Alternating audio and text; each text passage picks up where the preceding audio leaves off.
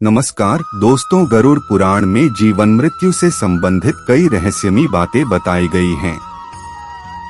इसी क्रम में बताया गया है कि आखिर क्यों दाह संस्कार के बाद परिजनों को श्मशान घाट की ओर पीछे मुड़कर नहीं देखना चाहिए।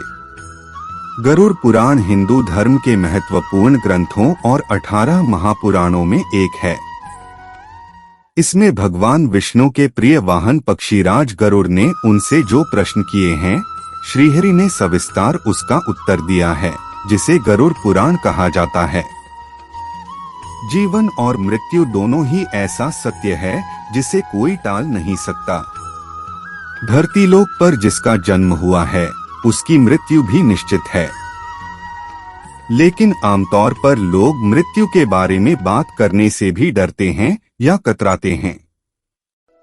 शास्त्रों में कहा गया है कि मानव शरीर 5 तत्वों पृथ्वी, जल, वायु, अग्नि और आकाश से मिलकर बना है और इसी में मिल जाएगा। हिंदू धर्म में कुल 16 संस्कारों के बारे में बताया गया है, जिसमें मृत्यु या दाह संस्कार आखिरी संस्कार है। जिस तरह अन्य संस्कारों जैसे जन्म, मुंडन, विवाह आदि को लेकर कई नियम होते हैं, ठीक उसी तरह 16वें संस्कार यानी मृत्यु के बाद भी कई नियम होते हैं, जिसका पालन करना जरूरी होता है। इन्हीं में एक है दाह संस्कार के बाद श्मशान घाट में पीछे मुड़कर नहीं देखना। आइए जानते हैं क्या है इसका कारण। दाह संस्कार के बाद भले ही शरीर जलकर भस्म हो जाता है, लेकिन आत्मा का अस्तित्व वहीं रहता है। क्योंकि भगवान श्री कृष्ण द्वारा गीता में कहा गया है कि आत्मा को ना तो कोई शस्त्र मार सकता है, ना पानी डुबा सकती है, ना ही अग्नि उसे जला सकती है और ना ही कोई हवा उसे सुखा सकती है। आत्मा अजर, अमर और अविनाशी है।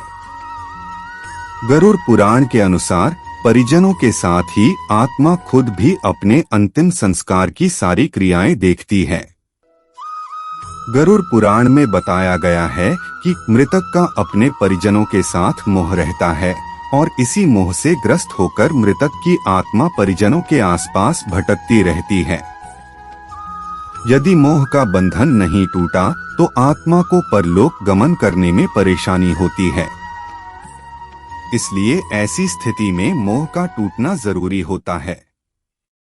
मृतक की आत्मा और परिजनों के बीच इसी मोह रूपी बंधन को तोड़ने के लिए कि दाह संस्कार के बाद परिजनों को पीछे मुड़कर नहीं देखना चाहिए।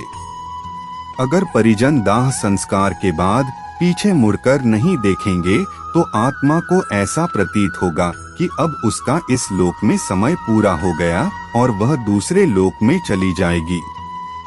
मृतक की आत्मा का परिजनों के साथ मोह तोड़ने लिए इसके अलावा अन्य कई कर्मकांड भी 13 दिनों तक किए जाते हैं। यह जानकारी आपको कैसी लगी हमें कमेंट बॉक्स में लिखकर जरूर बताइए। चैनल को सब्सक्राइब करें, वीडियो को शेयर करें, क्योंकि हिंदू धर्म ज्ञान का प्रसार करना आपका धर्म है। तब तक के लिए जय श्री राम।